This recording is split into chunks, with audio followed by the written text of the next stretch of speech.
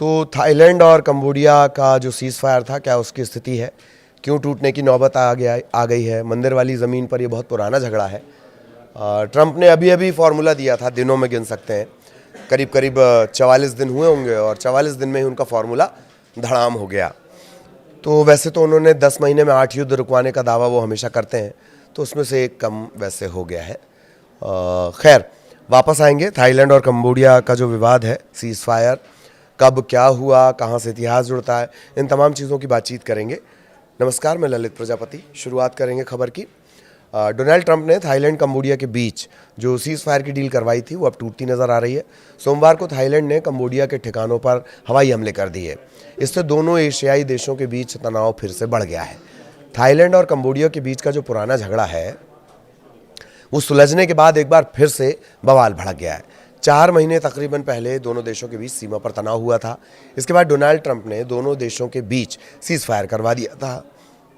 वो ज़्यादा दिन तक चल नहीं पाया है और अब एक बार फिर से मानो ऐसा लग रहा है कि युद्ध की आग भड़क गई है। थाईलैंड ने सोमवार को कंबोडिया से लगती विवादित सीमा पर हमले शुरू कर दिए और सीज़ फायर इसमें धुआं धुआं हो गया। दोनों पक्षों ने हमेशा की तरह एक दूसरे पर पहले हमला करने के आरोप भी लगा दिए। अक्टूबर में दरअसल अमेरिकी राष्ट्रपति डोनाल्ड ट्रंप ने एक संघर्ष विराम करवाया था, समझौता करवाया था। इसके बाद दोनों देशों के बीच तनाव बना हुआ था, लेकिन स्थिति तब ज़्यादा बिगड़ गई जब एक बार फिर से दोनों तरफ से हमले होने लगे। थाईलैंड की सेना के जो प्रवक्ता हैं, मेजर जनरल विनथाई सुवारी, उन्होंने कहा कि कंबोडियाई सैनिकों ने थाईलैंड के कई इलाकों में पहले गोलीबारी की।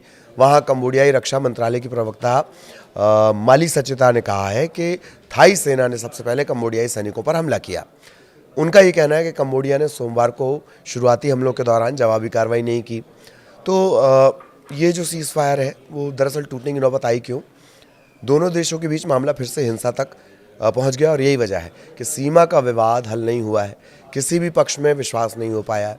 इसके चलते सैनिकों के बीच छोटे छोटे टकराव बड़े संघर्ष का रूप ले लेते हैं। इस बार भी यही बात होने की बात सामने आई है। इसके चलते जुलाई और अक्टूबर में जो समझौते हुए, उसके बावजूद ज़मीन पर तनाव लगातार जारी है और शांति योजना कमज़ोर पड़ती जा रही है। दोनों देशों के बीच जो विवाद है, उसकी जड़ है प्रीह विहियर मंदिर। ये भगवान शिव को समर्पित एक हिंदू मंदिर है जो थाईलैंड और कंबोडिया की सीमा पर डांगरेक पर्वत की चोटी पर स्थित है। ये मंदिर कंबोडिया के प्रीह विहियर प्रांत और थाईलैंड के सिसाकेट के बीच में पहाड़ी इलाके पर स्थित है और यही वजह है कि दोनों देश इस पर अपना दावा करते हैं। वैसे तो इन दोनों के बीच की जो लड़ाई है, उसका एक लंबा चौड़ा इतिहास है, बहुत पुरानी ये लड़ाई है। ताज़ा मामला तब शुरू हुआ था जब जुलाई में दोनों देश आपस में भिड़ गए थे। 5 दिन तक सीमा पर भयंकर झड़पें हुई। बीच बचाव के लिए चीन और अमेरिका जैसे देशों को आगे आना पड़ा। इस झड़प में दर्जनों लोगों की जान चली गई थी और करीब करीब 2 लाख लोग दोनों तरफ से विस्थापित करने पड़े थे, हटाने पड़े थे। इसके बाद 28 जुलाई को अमेरिका के राष्ट्रपति डोनाल्ड ट्रंप ने दोनों देशों के नेताओं से बातचीत की, प्रारंभिक युद्ध विराम करवाया। फिर अक्टूबर के महीने में कुआलालंपुर में एक डिटेल्ड सीज़ फायर डॉक्यूमेंट, विस्तारित सीज़ फायर संघर्ष विराम समझौते पर दस्तखत दोनों की तरफ से हुए थे। इसमें ट्रंप और मलेशियाई पीएम अनवर इब्राहिम भी मौजूद थे। समझौते के तहत दोनों देश सीमा पर संयुक्त निगरानी और बातचीत बढ़ाने पर सहमत हुए। हालांकि 26 अक्टूबर 2025 को ये समझौता हुआ और ये 44 दिन भी नहीं टिक पाया। इनके बीच जो सीमा विवाद है, करीब करीब 118 साल पुराना है। इसका केंद्र प्रीह विहर मंदिर जो मैंने बताया और ता मुएन थॉम ऐसे प्राचीन मंदिर हैं। ये दोनों देशों की बॉर्डर के बहुत करीब आते हैं। 1907 में जब कंबोडिया फ्रांस के अधीन था, दोनों देशों के बीच 817 किलोमीटर की एक लंबी सीमा खींची गई। थाईलैंड ने इसका विरोध किया क्योंकि नक्शे में प्रीह विहिर जो मंदिर है, वो कंबोडिया के हिस्से में दिखा दिया गया था। ता मुएन थॉम का जो मंदिर है, वो थाईलैंड में दिखाया गया। इसे कंबोडिया अपना मानता है। ये विवाद 1959 के आसपास अंतर्राष्ट्रीय न्यायालय तक भी पहुंचा। 1962 में अदालत ने प्रिय विहार मंदिर को कंबोडिया का हिस्सा बता दिया। थाईलैंड ने इस फैसले को स्वीकार किया, लेकिन आसपास की जो ज़मीन है उस पर दावा आज भी किया जाता है। ऐतिहासिक रूप से खमेर साम्राज्य कंबोडिया और सियाम साम्राज्य यानी थाईलैंड, इनके बीच सीमाओं और प्रभाव को लेकर लंबे अरसे से संघर्ष चल रहा है। इसका असर आज तक दिखता है। जो प्रीवियर मंदिर पर दोनों देशों में विवाद ज़्यादा है, इस मंदिर को लेकर, पर्टिकुलर इस मंदिर को लेकर। थाईलैंड इस मंदिर पर कंट्रोल करने की कोशिश लगातार कर रहा है। 1959 में ये मामला, जैसे हमने बताया, अंतर्राष्ट्रीय न्यायालय भी गया। 1962 में अदालत ने फैसला भी दिया कि मंदिर तो कंबोडिया का है। कोर्ट ने थाईलैंड को अपने सैनिक हटाने का भी आदेश दिया।